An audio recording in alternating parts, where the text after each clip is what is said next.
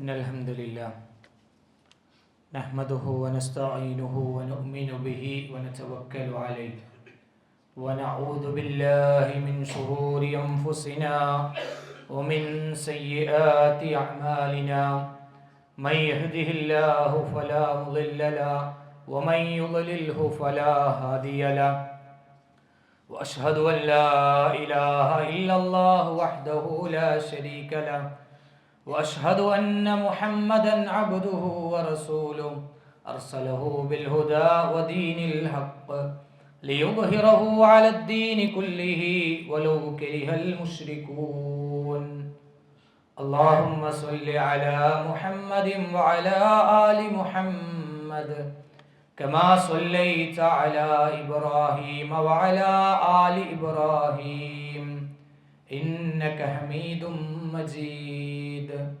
اللهم بارك على محمد وعلى آل محمد كما باركت على إبراهيم وعلى آل إبراهيم إنك حميد مجيد أما بعد فإن خير الكلام كلام الله وخير الحديث كتاب الله وخير الهدي هدي محمد صلى الله عليه وسلم وشر الأمور محدثاتها وكل محدثة بدعة وكل بدعة ضلالة أعوذ بالله السميع العليم من الشيطان الرجيم يا أيها الذين آمنوا اتقوا الله حق تقاته ولا تموتن إلا وأنتم مسلمون بسم الله الرحمن الرحيم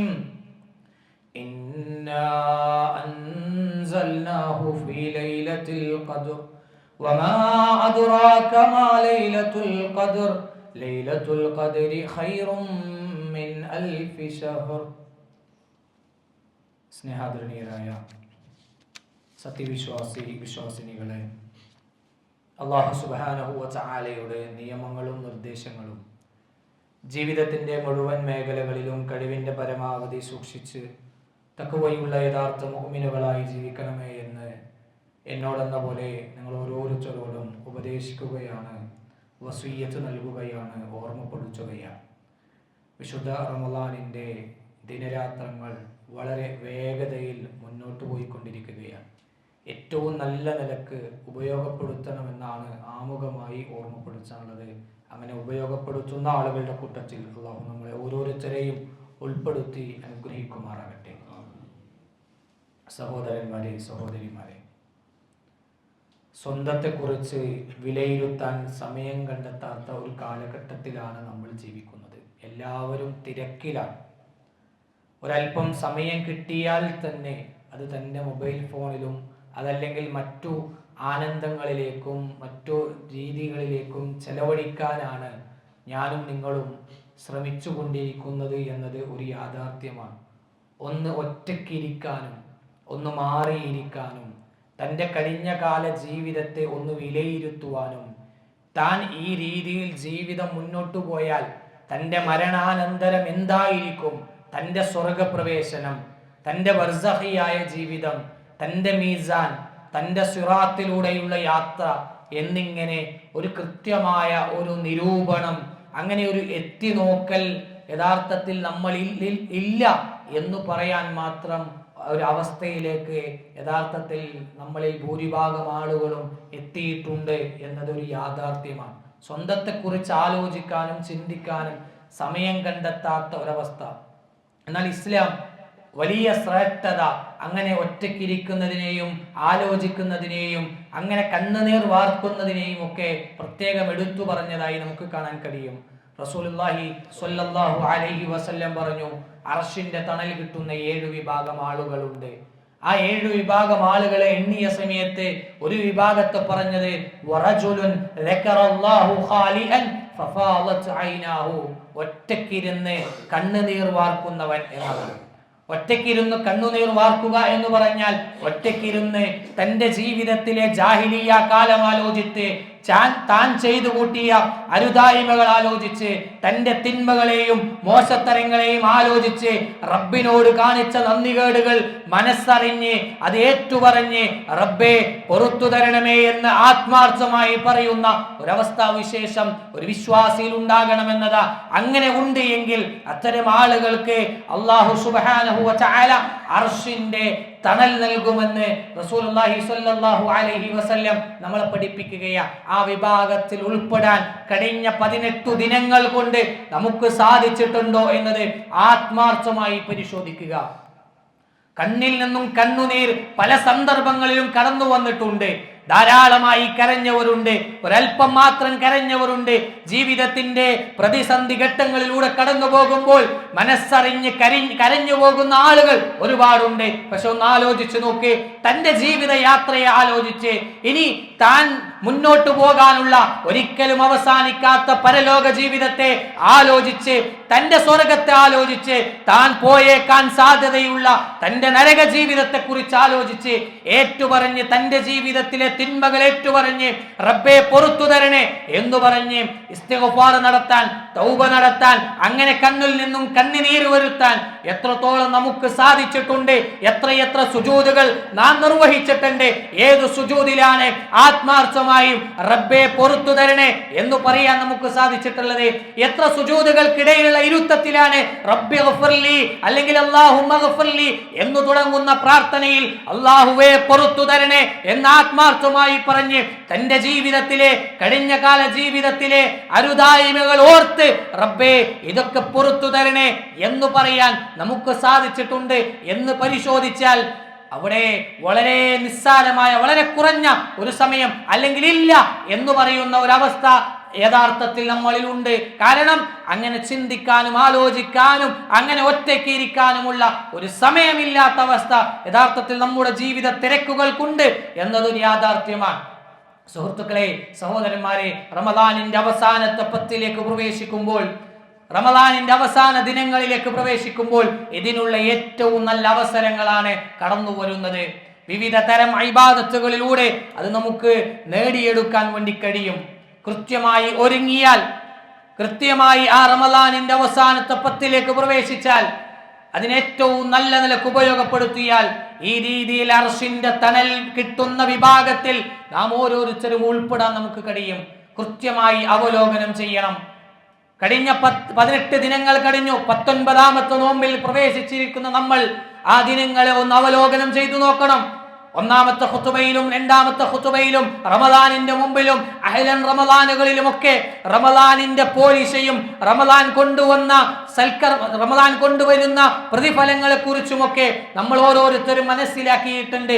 ഒരുപാട് സമ്പാദ്യങ്ങളും കൊണ്ട് ഒരു അതിഥി നമ്മളിലേക്ക് വന്നതാ തിരിച്ചു പോകാൻ നിൽക്കുകയാണ്.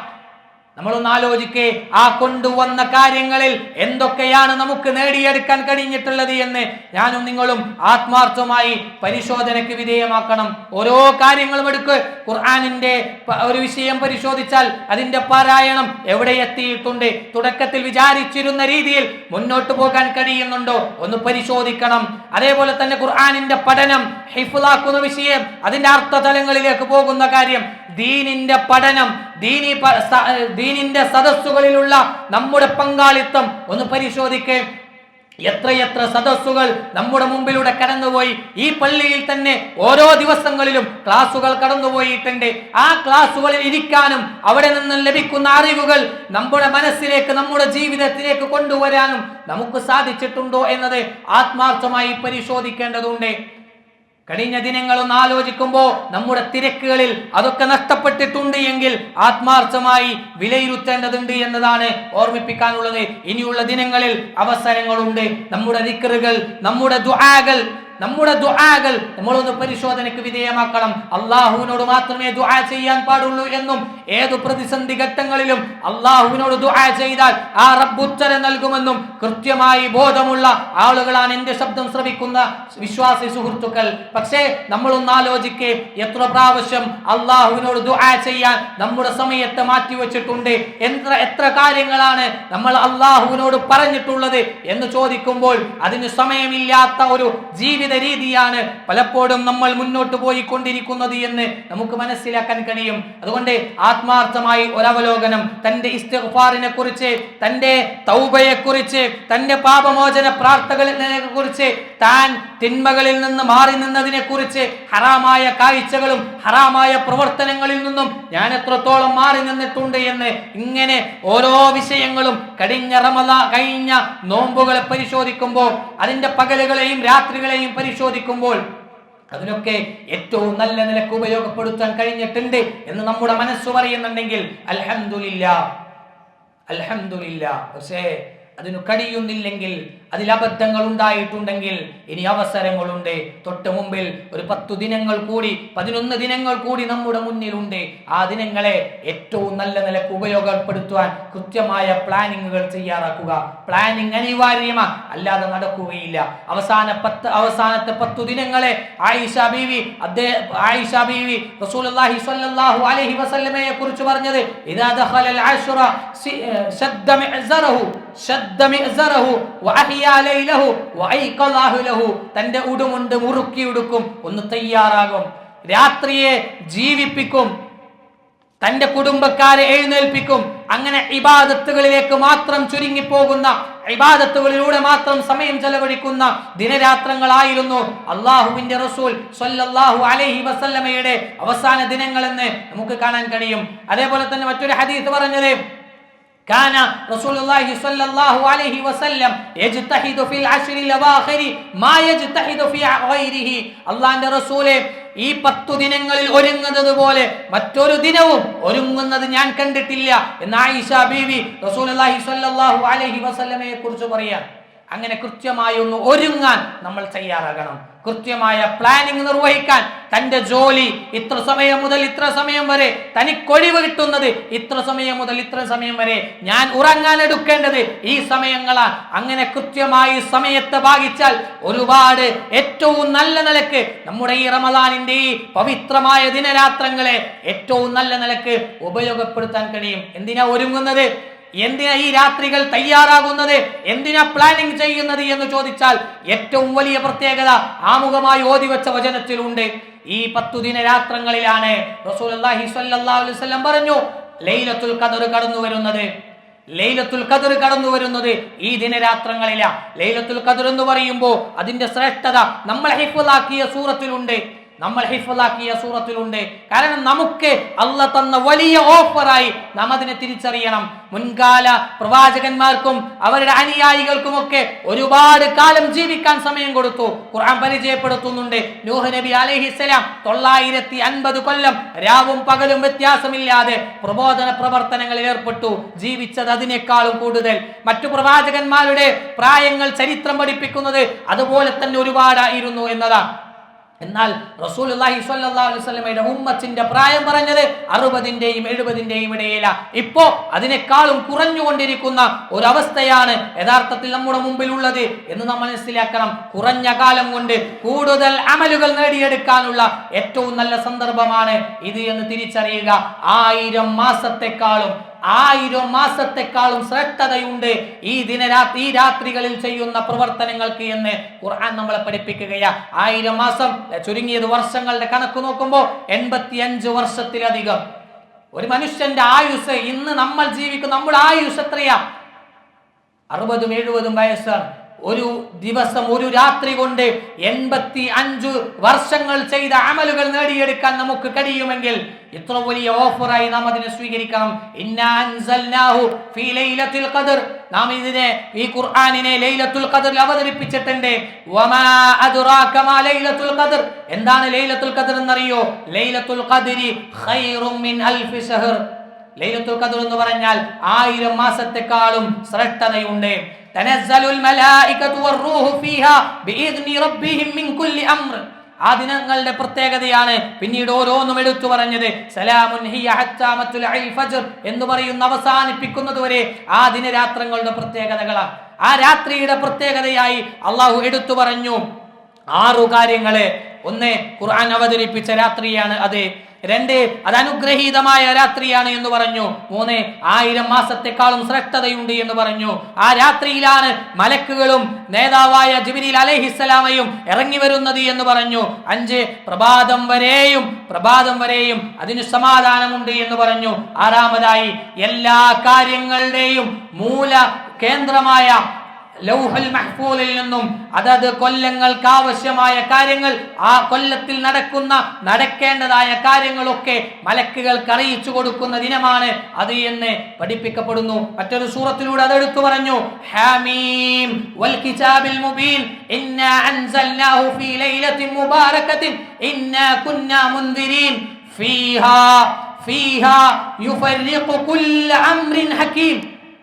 എല്ലാത്തിനെയും വിഭജിക്കുന്ന, ഓരോ വർഷത്തെയും വീതിക്കുന്ന ദിനരാത്രങ്ങളാണ് അത് എന്ന് ഈ ദിനരാത്രങ്ങളെ കുറിച്ച് അല്ലാഹു സുബ്ഹാനഹു വ തആല എടുത്തു പറഞ്ഞിട്ടുണ്ട്. എങ്കിൽ ഈ രാത്രിക്കുള്ള പ്രത്യേകത മനസ്സിലാക്കി അത് നേടിയെടുക്കാൻ ഈ 10 ദിനങ്ങൾ ഉപയോഗപ്പെടുത്തണമെന്നാണ് സൂചിപ്പിച്ചത്. ഏതു ദിവസത്തിലാണെന്നറിയില്ല, ഏതു രാത്രിയാണെന്നറിയില്ല. നമ്മുടെ നാടിന്റെ അവസ്ഥ പരിശോധിക്കുമ്പോൾ അത് 27-ലാണ് എന്ന് ഉറപ്പിച്ചൊരവസ്ഥയാണ്.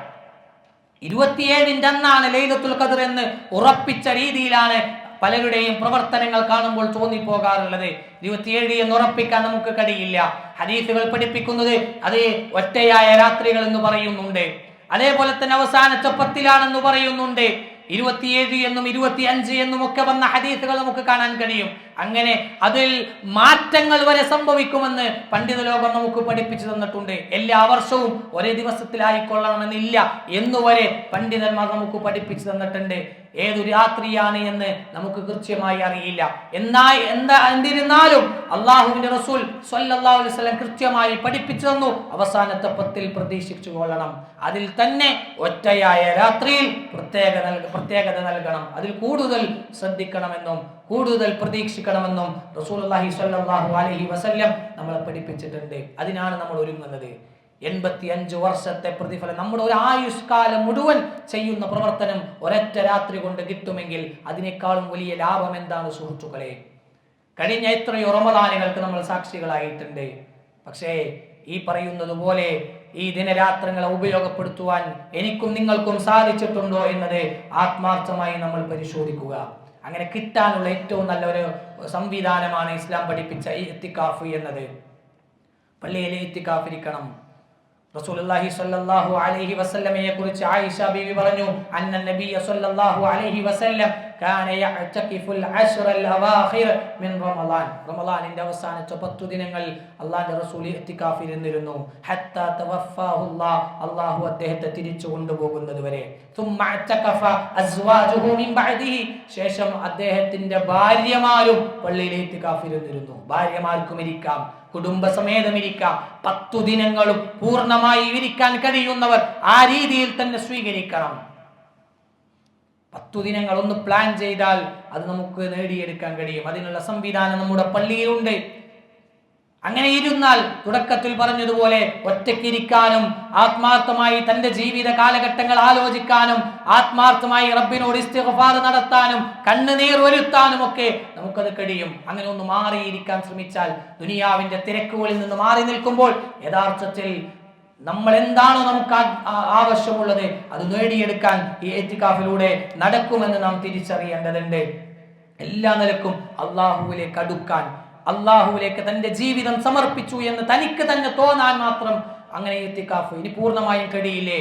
കഴിയുന്നത് പോലെ രാത്രി പൂർണ്ണമായും കഴിയോ? അങ്ങനെ എത്ര സമയമാണോ നമുക്ക് അങ്ങനെ ഇരിക്കാനും ആലോചിക്കാനും ഇബാദത്തുകളിൽ ചെലവഴിക്കാനും ഒക്കെ നമുക്ക് കഴിയുന്നത്, അത്രയും സമയം ഏറ്റവും നല്ല നിലക്ക് ഉപയോഗപ്പെടുത്തുവാൻ നമ്മൾ ശ്രദ്ധിക്കുക. അതേപോലെ തന്നെ അവസാന ദിനങ്ങളിൽ ഏറ്റവും കൂടുതൽ വർദ്ധിപ്പിക്കേണ്ട തൗബയും ഇസ്തിഗ്ഫാറും കൂടുതലായി വർദ്ധിപ്പിക്കുക. തൻ്റെ ജീവിത കാലഘട്ടത്തെ ആലോചിക്കണം, മനസ്സറിഞ്ഞ് കൃത്യമായി പരിശോധിക്കണം. കാരണം ജീവിതമാണ്, മനുഷ്യനാണ്, തിന്മയിലേക്ക് ചായുന്നവനാണെന്ന് അല്ലാഹുവിന്റെ റസൂൽ സ്വല്ലല്ലാഹു അലൈഹി വസല്ലം തന്നെ പഠിപ്പിച്ചിട്ടുണ്ട്. മനുഷ്യന്റെ പ്രത്യേകതയാണത്. തിന്മ കാണുമ്പോൾ തിന്മയിലേക്ക് ചാഞ്ഞു പോകുക എന്നത്, തിന്മ കാണുമ്പോൾ അത് കാണാൻ തോന്നുക എന്നത് തന്റെ മനസ്സ് തിന്മയിലേക്ക് ചായുന്നതായിരിക്കും. പക്ഷെ അങ്ങനെ ചാഞ്ഞുപോയ അങ്ങനെ കുളിച്ചുപോയ ഒരുപാട് തിന്മകൾ ജീവിതത്തിൽ സംഭവിച്ചിട്ടുണ്ടാകും. പ്രായത്തിന്റെ പ്രസരിപ്പ് കൊണ്ടോ, സന്ദർഭത്തിന്റെ പിടിയിൽപ്പെട്ടുകൊണ്ടോ, കൂട്ടുകെട്ടിന്റെ കൂട്ടത്തിൽ കൂടിയോ, അല്ലെങ്കിൽ ഒറ്റക്കായതുകൊണ്ടോ സംഭവിച്ചു പോയ തിന്മകളുണ്ട്. ആരും അറിഞ്ഞിട്ടില്ല, ആരും പറഞ്ഞിട്ടില്ല, ആരും അത് എടുത്തു പറഞ്ഞിട്ടില്ല. പക്ഷേ നമ്മുടെ മനസ്സുകളിൽ അതുണ്ട് എന്നത് യാഥാർത്ഥ്യമാണ്. പക്ഷേ അത് മായിച്ചു തരാൻ അള്ളാഹു തയ്യാറാണ്.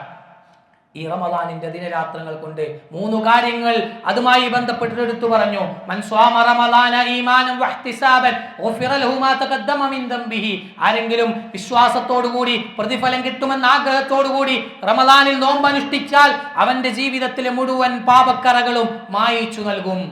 ഒരു വർഷത്തല്ല, ഒരു മാസത്തെയല്ല, ഈ ദിനരാത്രങ്ങളിൽ ചെയ്തതല്ല, ജീവിത കാലഘട്ടത്തിൽ ചെയ്ത മുഴുവൻ തിന്മകളും മായിച്ചു തരാൻ അല്ലാഹു റെഡിയാണ്. മറ്റൊരു ഹദീസിൽ പറഞ്ഞത് മൻ ഖാമ റമളാന ഈമാനൻ വഹ്തിസാബൻ ഗുഫിറ ലഹു മാ തഖദ്ദമ മിൻ ദംബിഹി. ആരെങ്കിലും പ്രതിഫലം കിട്ടുമെന്ന ആഗ്രഹത്തോടെ വിശ്വാസത്തോടെ രാത്രി നമസ്കാരം നിർവഹിച്ചാൽ അവനും ഇതേ ശ്രദ്ധ പറഞ്ഞു. അതേപോലെ തന്നെ മൻ ഖാമ ലൈലത്തുൽ ഖദ്രി, ലൈലത്തുൽ ഖദ്റിൽ ആരെങ്കിലും ഇങ്ങനെ വിശ്വാസത്തോടെ പ്രതിഫലം ആഗ്രഹിച്ചുകൊണ്ട് നിർവഹിച്ചാൽ അവന്റെ ജീവിതത്തിലെ മുഴുവൻ പാപങ്ങളും പുറത്തു തരുമെന്ന് പഠിപ്പിക്കപ്പെട്ടു. സുഹൃത്തുക്കളെ, അത്രയും കൃത്യമായി തിന്മകൾ മായിച്ചു കളയാൻ നമ്മളിന്ന് ദുനിയാവിന്റെ ഒരു വിഷയം ആലോചിച്ച് നോക്ക്. തൻ്റെ ശരീരത്തിൽ മുഴുവൻ വ്രണങ്ങളാണ്, അല്ലെങ്കിൽ ചൊറിയാണ്, വലിയ പ്രയാസം അനുഭവിക്കുകയാണ്. ഒരു വൈദ്യൻ വന്നിട്ട് അല്ലെങ്കിൽ ഏതെങ്കിലും ഒരാൾ വന്നിട്ട് പറയുകയാണേ, നീ ഇന്ന പ്രവർത്തനം ചെയ്താൽ അതൊക്കെ മാറിക്കിട്ടും. അല്ലെങ്കിൽ ശരീരത്തിൽ മുഴുവനും കറുത്ത പുള്ളികളാണ്, നമ്മളെ വികൃതമാക്കുന്ന ഒരു രൂപമായി നമ്മൾ മാറിയിട്ടുണ്ട്. ഒരാൾ വന്ന് പറയാണ്, നീ ഇന്ന പ്രവർത്തനങ്ങൾ ചെയ്താൽ, അത് ഒരു ദിവസം ചെയ്താൽ, ഒരു മാസം ചെയ്താൽ അതിനൊക്കെ ശമനമുണ്ട് എന്ന് 100% ഗ്യാരണ്ടിയാണ് എന്ന് പറയുമ്പോൾ നമ്മൾ മറ്റു കാര്യങ്ങളൊക്കെ ഒഴിവാക്കി അത് ചെയ്യാൻ നമ്മൾ നിർബന്ധിതരാകും, നമ്മൾ ചെയ്യാൻ തയ്യാറാകും, ബാക്കിയെല്ലാം ഒഴിവാക്കും. കാരണം അത് നമുക്ക് ബോധ്യമുള്ള കാര്യമാണ്.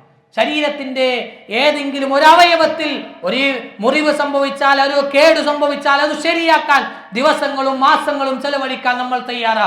നമ്മുടെ ഹൃദയത്തെ തിന്മകൾ കൊണ്ട് കറുപ്പിച്ച് കളഞ്ഞിട്ടുണ്ട് കഴിഞ്ഞ ദിനരാത്രങ്ങൾ, കഴിഞ്ഞ മാസങ്ങൾ എന്ന് പരിശോധിക്കുമ്പോൾ ആ കറുത്തുപോയ ഹൃദയത്തെ വെളുപ്പിച്ച് കളയാനുള്ള ഏറ്റവും നല്ല സംവിധാനമാണ് റമളാൻ. അത് മായിച്ചു കളയാനുള്ള ഏറ്റവും നല്ല സംവിധാനമാണ് റമളാൻ.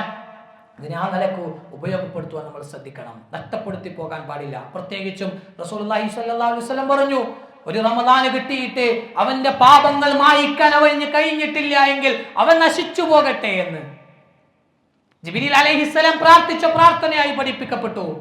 ഒരു റമളാൻ കിട്ടിയിട്ട് അവന്റെ ജീവിതത്തിലെ സംഭവിച്ചു പോയ തിന്മ സംഭവിക്കൂല എന്നല്ല, സംഭവിക്കും.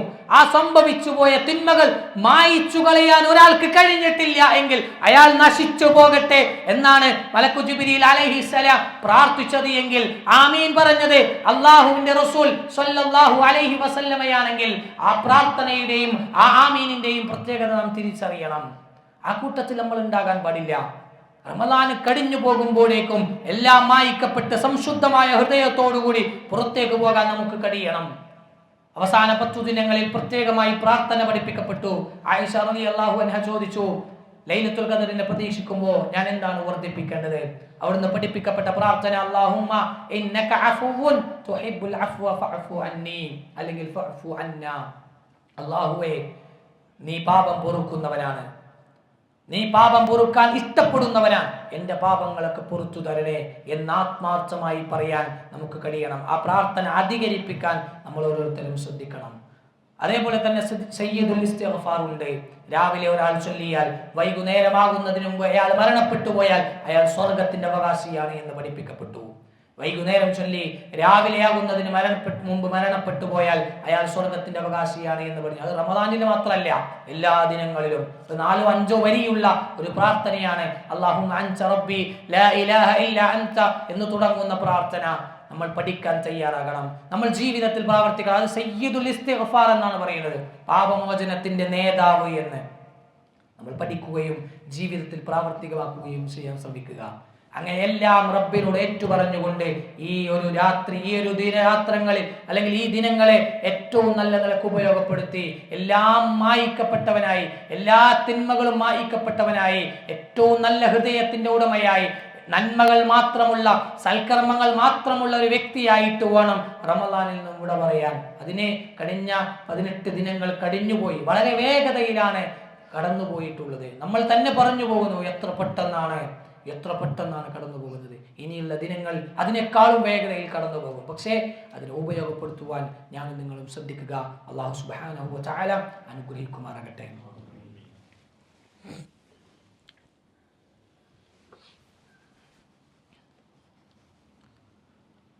അൽഹംദുലില്ലാഹി റബ്ബിൽ ആലമീൻ, അസ്സലാത്തു വസ്സലാമു അലാ റസൂലില്ലാഹി വഅലാ ആലിഹി വസഹ്ബിഹി അജ്മഈൻ. അമ്മാ ബഅദ്.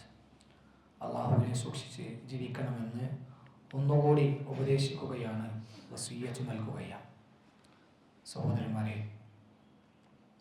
റമദാനിൽ നമ്മളേറെ കണ്ട ഒരു കാര്യമാണ് ദാനധർമ്മങ്ങളുമായി ബന്ധപ്പെട്ട്. ചില ആളുകളെങ്കിലും തമാശക്ക് പിരിവിൻ്റെ മാസം എന്ന് പറയുമെങ്കിലും ഇസ്ലാം ഏറെ പ്രോത്സാഹിപ്പിച്ചിട്ടുണ്ട് ഈ മാസത്തിലെ ദാനധർമ്മങ്ങൾക്ക്. അള്ളാന്റെ റസൂലിനെ കുറിച്ച് പറഞ്ഞത്, നബി സല്ലല്ലാഹു അലൈഹി വസല്ലം അടിച്ചു വീശുന്ന കാറ്റിനേക്കാളും ഉദാരനായിരുന്നു എന്നതാണ്. കൊടുങ്കാറ്റ് പോലെ. അതേത് വിഷയത്തിലാണ് പറഞ്ഞത്? അത് ദാനധർമ്മത്തിന്റെ വിഷയത്തിലാണ് എന്ന് നമുക്ക് കാണാൻ കഴിയും. ഒരുപാട് പ്രതിഫലങ്ങൾ പഠിപ്പിക്കപ്പെട്ടു. കേവലം പിരിവിന് വേണ്ടിയുള്ള ആയത്തോ ഹദീസല്ല. അള്ളാന്റെ റസൂല് അത് നമുക്ക് പഠിപ്പിച്ചു തന്നിട്ടുണ്ട്. സ്വതക്ക ചെയ്തു, ദാനം ചെയ്തു എന്നതിന്റെ പേരിൽ നിന്റെ സമ്പത്ത് കുറയുകയില്ല. ദാനം ചെയ്താൽ സമ്പത്ത് കുറയില്ല എന്ന് അള്ളാന്റെ റസൂൽ നമ്മളെ പഠിപ്പിച്ചിട്ടുണ്ട്. വിശുദ്ധ ഖുർആൻ പറയുന്നുണ്ട്, അങ്ങനെ ദാനം ചെയ്താൽ അതിന് പകരം നൽകും. 39-ാമത്തെ അധ്യായം 34-ാമത്തെ വചനം നമ്മളെ പഠിപ്പിക്കുന്നത് അങ്ങനെയാ. ദാനം ചെയ്താൽ അതിന് പകരം അല്ലാഹു നൽകും. അല്ലാഹു പറഞ്ഞതാണ് പകരം നൽകുന്നത്. എങ്ങനെയെന്ന് ചോദിക്കലില്ല.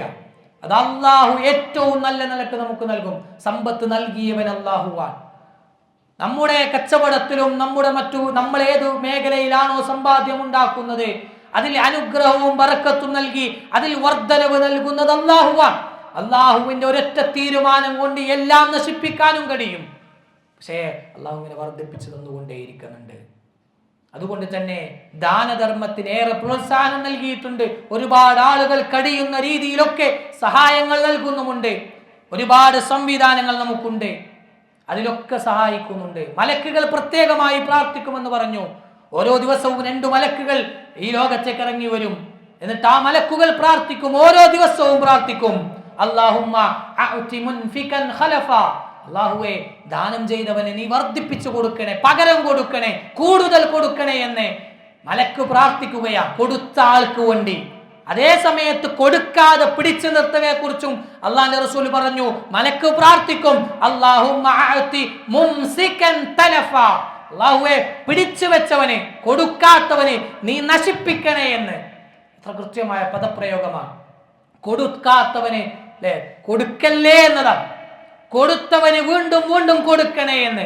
ദാനധർമ്മം ചെയ്യുന്നവരെ ഒന്ന് പേഴ്സണലി ബന്ധപ്പെട്ടു നോക്ക്, അവർ പറഞ്ഞു തരും കൊടുക്കും തോറും വർദ്ധിപ്പിച്ചു കൊണ്ടിരിക്കുന്നുണ്ട് തന്റെ സമ്പാദ്യം എന്ന്. ഇസ്ലാമിക ചരിത്രം പഠിച്ചോ, എത്രയെത്ര ആളുകൾ വാരിക്കോരി കൊടുത്തിരുന്ന ചരിത്രം. സ്വഹാബത്തിന്റെ ചരിത്രം പറയുമ്പോൾ പൊതുവെ അവർ സമ്പത്തിന്റെ വിഷയത്തിൽ അങ്ങേയറ്റം താഴെത്തട്ടിലായിരുന്നു എന്നാണ് പലപ്പോഴും പറയാറുള്ളത്. പക്ഷേ ചില ആളുകളുടെ ചരിത്രം പറയുന്നുണ്ട്, ലക്ഷങ്ങളും കോടികളും സമ്പാദ്യം ഉണ്ടായിരുന്നവർ.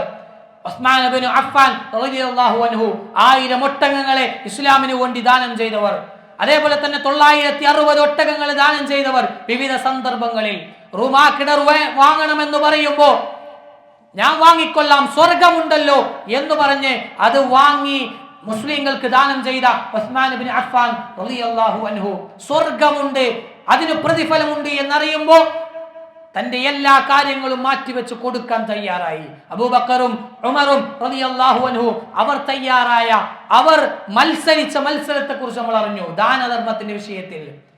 എന്താ ഉമറെ കൊണ്ടുവന്നത് എന്ന് ചോദിച്ചപ്പോ തന്റെ സമ്പത്തിന്റെ പകുതി ഭാഗം കൊണ്ടുവന്നിട്ടുണ്ട് എന്ന് പറയുമ്പോ അബൂബക്കർ സിദ്ദീഖ് റളിയല്ലാഹു അൻഹു പറയുന്നുണ്ട്, തന്റെ സമ്പത്തിന്റെ മുഴുവൻ കൊണ്ടുവന്നിട്ടുണ്ട്. എന്തൊക്കെയുണ്ടോ അതൊക്കെ കൊണ്ടുവന്നിട്ടുണ്ട് തബൂക്ക് യുദ്ധത്തിന് സമ്പത്ത് ശേഖരിക്കുന്ന സമയത്ത്. അതേപോലെ തന്നെ അബൂ ത്വൽഹ റളിയല്ലാഹു അൻഹു, ത്വൽഹത്ത് ബിൻ ഉബൈദില്ലാ റളിയല്ലാഹു അൻഹു, ത്വൽഹത്തുൽ ഖൈർ, ത്വൽഹത്തുൽ ഫയ്യാൽ എന്നൊക്കെ അദ്ദേഹത്തിന് പേര് വരാൻ കാരണം അദ്ദേഹത്തിന്റെ ദാനധർമ്മങ്ങളായിരുന്നു എന്ന് നമുക്ക് പഠിപ്പിക്കപ്പെട്ടിട്ടുണ്ട്. മുൻഗാമികൾ അങ്ങനെയായിരുന്നു. അബ്ദുറഹ്മാൻ ബിൻ ഔഫ് വാരിക്കോരി കൊടുത്തിരുന്നു. ഒരു ദിവസം കിടന്നിട്ട് ഉറക്കം വരുന്നില്ല. ഭാര്യ ചോദിക്കുന്നുണ്ട്, എന്റെ ഏതെങ്കിലും ഒരു സ്വഭാവത്തിൽ എന്തെങ്കിലും വീഴ്ച വന്നിട്ടുണ്ടോ? ഞാൻ പറഞ്ഞത് ഏതെങ്കിലും ഇഷ്ടപ്പെടാത്തതുണ്ടോ? അദ്ദേഹം പറയുന്നുണ്ട്, അതൊന്നുമല്ല, ഞാൻ ഇന്ന് സമ്പാദിച്ചതിൽ നിന്ന് എനിക്ക് ഇന്ന് ദാനം ചെയ്യാൻ പറ്റിയിട്ടില്ല, അതുകൊണ്ട് എനിക്ക് ഉറക്കം വരുന്നില്ല. എന്നിട്ട് അന്ന് രാത്രി എഴുന്നേറ്റ് പുറത്തുപോയി പാവങ്ങൾക്ക് തന്റെ സമ്പത്തിൽ നിന്നും വിതരണം ചെയ്ത് തിരിച്ചു വന്നിട്ട് കിടന്നുറങ്ങി എന്ന് ഹദീസുകൾ നമ്മളെ പഠിപ്പിക്കുമ്പോൾ മുൻഗാമികൾ അങ്ങനെ ദാനധർമ്മത്തിൽ ശ്രദ്ധിച്ചിരുന്നു എന്ന് നമുക്ക് കാണാൻ കഴിയും. ഓരോരുത്തരുടെയും ചരിത്രം നമുക്കത് പാഠമാണ്. ഇനി നമ്മളിലേക്കൊന്ന് തിരിഞ്ഞു നോക്ക്, എന്താ നമ്മൾ കൊടുക്കാറുള്ളത്? കഴിഞ്ഞ ദിനരാത്രങ്ങളിൽ പല നിലക്കും നമ്മളിലേക്ക് പല ആളുകളും വന്നിട്ടുണ്ട്. നമ്മുടെ സംവിധാനങ്ങളുമായി ബന്ധപ്പെട്ട്, നമ്മുടെ പള്ളികളുമായി ബന്ധപ്പെട്ടൊക്കെ നമ്മൾ എത്രത്തോളം നൽകിയിട്ടുണ്ട് എന്ന് പരിശോധിക്കുക. ഇനിയുള്ള ദിനരാത്രങ്ങൾ ആ നിലക്ക് തന്നെ ഉപയോഗപ്പെടുത്താൻ ശ്രമിക്കുക. കാരണം നമ്മുടെ സ്ഥാപനങ്ങളുണ്ട്, നമ്മുടെ പള്ളിയുണ്ട്, അതേപോലെ തന്നെ നമ്മൾ ഇടപെട്ട് മുമ്പോട്ട് പോകുന്ന, പ്രത്യേകിച്ചും റമദാനിലാണ് അതിൻ്റെ ഒക്കെ കളക്ഷനും കാര്യങ്ങളൊക്കെ നടത്തി മുമ്പോട്ട് പോകാറുള്ളത്. അതിലൊക്കെ ഏറ്റവും നല്ല നിലക്ക് സഹകരിക്കുക. പ്രത്യേകിച്ച് ഓർമ്മപ്പെടുത്തുന്നു, ഇന്ന് വെള്ളിയാഴ്ച, ഇന്നത്തെ ഇവിടുത്തെ കളക്ഷൻ ഈ പള്ളിക്ക് വേണ്ടിയിട്ടാണ്. പൊതുവെ അങ്ങനെ ഒരു വിഷയം പറയുമ്പോൾ തന്നെ ഈ പള്ളിക്ക് വേണ്ടി എന്ന് പറയുമ്പോൾ കളക്ഷൻ കുറയുന്നതാണ് പൊതുവെ എല്ലായിടത്തുമുള്ള ഒരവസ്ഥ. വേറൊരു സ്ഥലത്ത്, മറ്റൊരു സ്ഥലത്ത് എന്തെങ്കിലും ഒരു സംവിധാനം പറയുമ്പോൾ കൊടുക്കുന്നവർ പോലും ഒന്ന് ബാക്കോട്ട് അടിക്കുന്ന ഒരു വിഷയം ഈ വിഷയത്തിലുണ്ട്. സത്യമാണ്. പല കാരണങ്ങൾ ഉണ്ടാകാം. വരിസംഖ്യ കൊടുക്കുന്നുണ്ടല്ലോ, പിന്നെ ഞാൻ എന്തിനു കൊണ്ടും കൊടുക്കണം എന്ന് ചിന്തിക്കുന്നവരുണ്ടാകാം. അതല്ലെങ്കിൽ ഞാൻ പല സന്ദർഭങ്ങളിൽ സഹായിച്ചിട്ടുണ്ട്, അതുകൊണ്ട് ഇന്ന് ആവശ്യമില്ല എന്ന് ചിന്തിക്കുന്നവരുണ്ടാകാം. എന്തു ചിന്തയാണെങ്കിലും നമ്മൾ ആലോചിച്ചേക്കാം, ഈ പറയുന്ന മലക്കിന്റെ പ്രാർത്ഥന ഇന്നും കിട്ടണം. എനിക്കെന്തു കൊടുക്കാൻ കഴിയുമെന്നത് നമുക്ക് ഓരോരുത്തർക്കും അറിയാൻ കഴിയും. താൻ കൊടുക്കുന്നത് തൻ്റെ പരലോകത്തിന് വേണ്ടിയിട്ടാണ്. പ്രത്യേകിച്ച് ഗൂഗിൾ പേ സംവിധാനങ്ങളും കാര്യങ്ങളുണ്ട്, ആരും അറിയാതെ കൊടുക്കാം. നമ്മൾ ആലോചിച്ച് നോക്കുക, നമ്മുടെ ശമ്പളത്തിൽ നിന്ന് ഒരു ശമ്പളം കിട്ടുന്ന സമയത്ത് 10,000 ശമ്പളം കിട്ടുന്ന വ്യക്തി തൻ്റെ ഇങ്ങനെ ഡിവൈഡ് ചെയ്യും ഓരോന്നും. അങ്ങനെ ഡിവൈഡ് ചെയ്യുമ്പോൾ കറണ്ട് ബില്ല്, വാടക, അതേപോലെ തന്നെ ഇങ്ങനെ ഓരോന്നും കടയിൽ കൊടുക്കേണ്ട ബില്ല് ഇങ്ങനെയൊക്കെ കൂട്ടി അങ്ങനെ ഡിവൈഡ് ചെയ്യുമ്പോൾ ഒരു വിഹിതം പള്ളിയുടെ വരിസംഖ്യ എന്ന് പറഞ്ഞ് നമ്മൾ മാറ്റി വെക്കാറുണ്ടോ? ഇല്ല എന്നത് സത്യമാണ്. എന്തുകൊണ്ട് എന്ന് ചോദിച്ചാൽ നമ്മൾ കൊടുക്കുന്ന സംഖ്യ അത്ര വലിപ്പമുള്ളതല്ല. അങ്ങനെ വീതിക്കാൻ മാത്രം, അങ്ങനെ വീതിച്ച് നൽകാൻ മാത്രം അത്രയും വലിയ സംഖ്യയല്ല നമ്മൾ കൊടുക്കുന്നത്. നമ്മൾ നാളേക്ക് എത്ര കൊല്ലമായി ആ വരിസംഖ്യ കൊടുക്കാൻ തുടങ്ങിയിട്ട്, അതന്നെ എത്ര കൃത്യമായിട്ട് നമ്മൾ കൊടുക്കാറുള്ളത്. കൃത്യമാക്കാൻ ശ്രമിക്കുക. വർദ്ധിപ്പിക്കാൻ കഴിയോ? വർദ്ധിപ്പിക്കുക. വീട്ടിൽ 4 ആളുകൾ ജോലിക്ക് പോകുന്നുണ്ടെങ്കിൽ ഒരാളല്ല വരിസംഖ്യ കൊടുക്കേണ്ടത്, 4 ആളും കൊടുക്കാൻ ശ്രമിക്കുക. കാരണം പള്ളി മുമ്പോട്ട് പോകേണ്ടത് നമ്മളെ പോലെയുള്ള ആളുകൾ കൊടുത്തിട്ട് തന്നെയാ. ഇത് കൊണ്ടു നടക്കുന്നവർ വീട്ടിലേക്ക് കൊണ്ടുപോകാറില്ല, ആരും കൊണ്ടുപോകാറില്ല. എല്ലാവരും പള്ളിയുമായി ബന്ധപ്പെട്ടിട്ട് തന്നെയാണ്. എല്ലാ പള്ളിയുടെയും അവസ്ഥ 60% വരവും, അതേ കിട്ടുന്ന ചെലവിന്റെ 60% മാത്രം വരവുള്ള പള്ളികളാണ് ഭൂരിഭാഗവും. അത് കൊണ്ട് നടക്കുന്നവന്റെ തലയിലാണ് പൂർണ്ണമായി ടെൻഷൻ. അതുകൊണ്ട് സ്നേഹത്തോടെ തനിക്ക് ശമ്പളം കിട്ടുമ്പോൾ ഒരു വിഹിതം പള്ളിക്ക് വേണ്ടി മാറ്റിവെക്കാൻ, കൂടുതൽ ശമ്പളം കിട്ടുമ്പോൾ അല്ലെങ്കിൽ സമ്പത്തിൽ വർധനവുണ്ടാകുമ്പോൾ ആ പള്ളിയുമായി ബന്ധപ്പെട്ടിട്ട് പിന്നെ എനിക്ക് ഈ മാസം കുറച്ച് അധികം കിട്ടിയിട്ടുണ്ട്, 2000 പള്ളിക്ക് ഉണ്ടായിക്കോട്ടെ എന്ന് സ്നേഹത്തോടെ കൊടുക്കാൻ. റമദാനിൽ ഒരുപാട് കറണ്ട് ബില്ല് വരുന്നുണ്ടല്ലോ, ഈ റമദാനിന്റെ കറണ്ട് ബില്ല് ഞാൻ അടച്ചോളാം, അല്ലെങ്കിൽ അടുത്ത മാസത്തെ കറണ്ട് ബില്ല് ഞാൻ അടച്ചോളാം, അല്ലെങ്കിൽ അങ്ങനെ ഏതെങ്കിലും ഒക്കെ ഭാഗങ്ങൾ നമുക്ക് ഏറ്റെടുക്കാൻ കഴിയോ, അങ്ങനെ ചെയ്യാം. അങ്ങനെയൊക്കെ പള്ളിയെ സഹായിച്ച് നമ്മുടെ സംവിധാനത്തെ നിലനിർത്താൻ നമ്മൾ ഓരോരുത്തരും കൂടെ ഉണ്ടാകണം. ഇതുവരെ എന്തു ചെയ്തു പരിശോധിക്കുക, ഇനി എന്തു ചെയ്യാൻ കഴിയും തീരുമാനിക്കുക. അള്ളാഹു അനുഗ്രഹിക്കുമാറാകട്ടെ. സഹോദരന്മാരെ, ഒരുപാട് ആളുകൾ പ്രാർത്ഥന കൊണ്ട് വസിയ്യത്ത് നൽകിയിട്ടുണ്ട്. പ്രത്യേകിച്ചും നമ്മുടെ ഖത്തീബ് നാസർ സ്വലാഹി. ഇങ്ങോട്ട് വരുന്ന വഴിക്കാണ് പ്രയാസങ്ങൾ ഉണ്ടായത്. ഇപ്പം അൽഹംദുലില്ലാഹ് ശരിയായിക്കൊണ്ടിരിക്കുന്നുണ്ട് എന്നാണ് അറിയാൻ കഴിഞ്ഞത്. ഇപ്പോൾ റെസ്റ്റിലാണ്. ആത്മാർത്ഥമായി എല്ലാ നിലക്കും പൂർണ്ണമായി സുഖം നൽകാൻ ആത്മാർത്ഥമായി പ്രാർത്ഥിക്കണമെന്ന് വസിയ്യത്ത് നൽകുകയാണ്. അള്ളാഹു ഏറ്റവും നല്ല നിലക്ക് അദ്ദേഹത്തിൻ്റെ പ്രയാസങ്ങൾ എളുപ്പമാക്കി കൊടുക്കുമാറാകട്ടെ. അതേപോലെ തന്നെ നമ്മുടെ നാട്ടുകാരനായ ആമച്ച, അതേപോലെ തന്നെ നമ്മുടെ പള്ളിയിൽ വന്ന ഒരു സുഹൃത്തിൻ്റെ ഭാര്യയുടെ മാതാവ്, അങ്ങനെ പല ആളുകളും, പ്രത്യേകിച്ച് ദുആ കൊണ്ട് വസിയ്യത്ത് നൽകിയ മറ്റു പല ആളുകളും, ഇന്ന് പള്ളിയിൽ വന്ന ആളുകൾ, വിവിധ തരങ്ങൾ പ്രയാസങ്ങളും പ്രശ്നങ്ങളും അനുഭവിക്കുന്ന ആളുകൾ, ഇന്ന് പള്ളിയിൽ വരാൻ കഴിയാത്തവരായി പ്രയാസങ്ങൾ അനുഭവിക്കുന്നവർ, വിവിധ രോഗങ്ങൾ കൊണ്ട് പരീക്ഷണങ്ങൾക്ക് വിധേയമായ ആളുകൾ ഒരുപാടുണ്ട്. അല്ലാഹുവേ, എല്ലാവരുടെയും അസുഖങ്ങൾ, എല്ലാവരുടെയും പ്രയാസങ്ങൾ ഏറ്റവും എളുപ്പത്തിൽ ഇല്ലാതാക്കി കൊടുക്കണം റഹ്മാനെ. ക്ഷമിക്കാനുള്ള കഴിവ് നൽകി അനുഗ്രഹിക്കണം റഹ്മാനെ. എല്ലാ സഹിക്കുന്നതിന് ഏറ്റവും നല്ല നിലക്ക് പകരമായി പ്രതിഫലം നൽകി അനുഗ്രഹിക്കണം റഹ്മാനെ. ദുനിയാവിന്റെ പരീക്ഷണങ്ങളെ മനസ്സിലാക്കി അതിനെ തരണം ചെയ്ത് സ്വർഗത്തിന്റെ ഉന്നതങ്ങളിൽ സ്ഥാനം നേടുന്ന വിശ്വാസികളിൽ അല്ലാഹുവേ ഞങ്ങളെ ഓരോരുത്തരെയും ഉൾപ്പെടുത്തി അനുഗ്രഹിക്കണം റഹ്മാനെ. തൗഹീദിൽ വിട്ടുവീഴ്ചയില്ലാത്ത, തൗഹീദ് ജീവിതത്തിന്റെ മുഴുവൻ മേഖലകളിലും ഉറപ്പിച്ചു നിന്നുകൊണ്ട് ഏറ്റവും ശക്തനായ വിശ്വാസിയായി ജീവിച്ച് മരിച്ചു പോകാനുള്ള, ലാ ഇലാഹ ഇല്ലല്ലാഹ് എന്ന കലിമത്ത് തൗഹീദ് ഉച്ചരിച്ച് മരിച്ചു പോകാനുള്ള തൗഫീഖ് അല്ലാഹുവേ ഞങ്ങൾക്ക് ഓരോരുത്തർക്കും നൽകി അനുഗ്രഹിക്കണം റഹ്മാനെ. ജീവിതത്തിൽ സംഭവിച്ചു പോയ മുഴുവൻ തിന്മകളും അല്ലാഹുവേ നിന്റെ മഹത്തായ ഫളൽ കൊണ്ട് നീ പുറത്തു മാപ്പാക്കി നൽകി അനുഗ്രഹിക്കണം റഹ്മാനെ. اللهم اغفر للمؤمنين والمؤمنات والمسلمين والمسلمات والأحياء منهم والأموات إنك مجيب الدعوات يا قاضي الحاجات. اللهم أجرنا من النار، اللهم أجرنا من النار، اللهم أجرنا وأجر والدينا من النار. ربنا آتنا في الدنيا حسنة وفي الآخرة حسنة وقنا عذاب النار. ربنا تقبل منا صيامنا وقيامنا وسائر أعمالنا. ربنا تقبل منا إنك أنت السميع العليم وتب علينا إنك أنت التواب الرحيم. الحمد لله رب العالمين.